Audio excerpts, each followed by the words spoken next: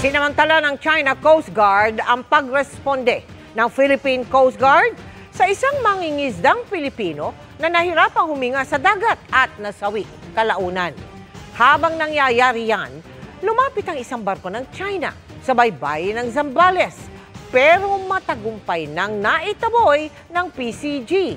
Kung paano, sa pagtutok ni Mav Gonzalez.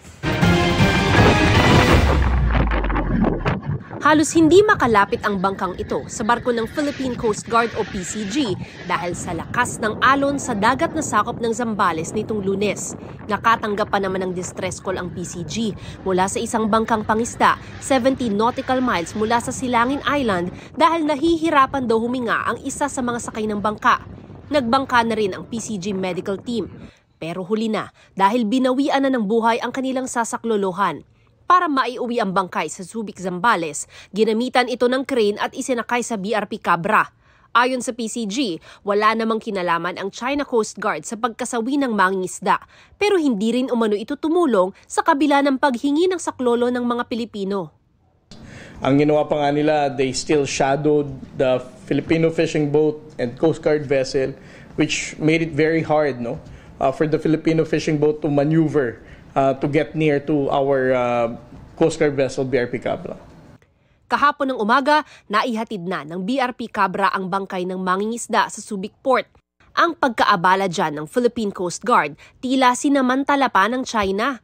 Ang China Coast Guard Vessel 3304 nakalapit ng 72 nautical miles na lang mula sa baybayin ng Zambales. Ang dahilan lang naman kung bakit siya napalapit ulit ngayon at a distance of 72-78 nautical miles, it's because the Chinese Coast Guard took the opportunity nung lumapit ang BRP Cabra doon sa fishing vessel na nirescue natin.